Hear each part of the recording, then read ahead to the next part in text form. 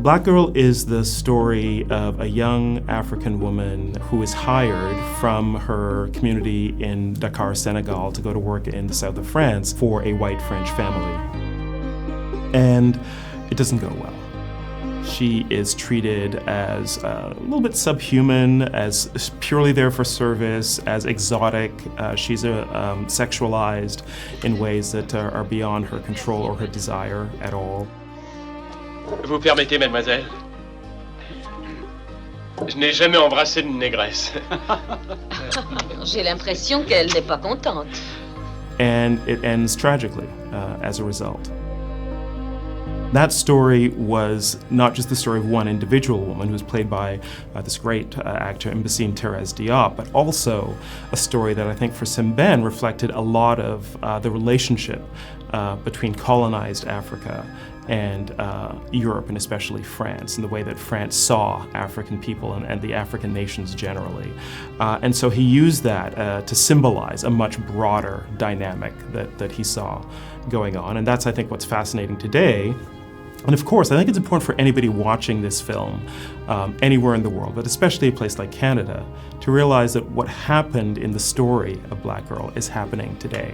If it was happening today, you might call it Filipina Girl, right? And so there are still young women coming from a poorer country to a richer country like Canada, working in service and being subjugated as a result. And that is a very old story, but it's not so disconnected from where we are now.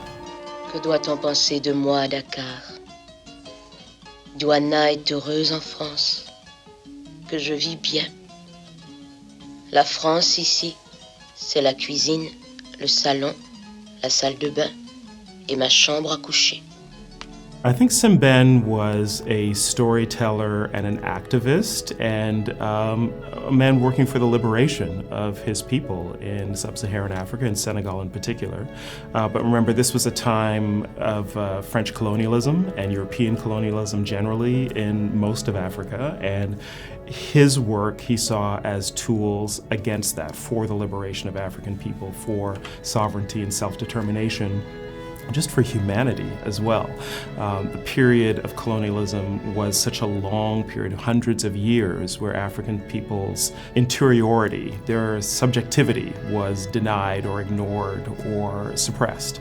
And Sembène wrote stories that were about the dignity and the individuality of African people. That was really important. And he chose literature at first, but at the time, film was a very powerful medium. It was probably the most powerful popular art form at the time. It was the equivalent of Instagram, you know? And so if you want to reach a lot of people, you go on social media, you go on TikTok and Instagram now. Back then, you made movies. C'est ça qui m'a amené au cinéma pour mieux poursuivre ma quête de militantisme. Maintenant, si vous me demandez ce que je préfère individuellement, je préfère la littérature que le cinéma. Mais ça, c'est un luxe. De nos jours, la littérature est un luxe.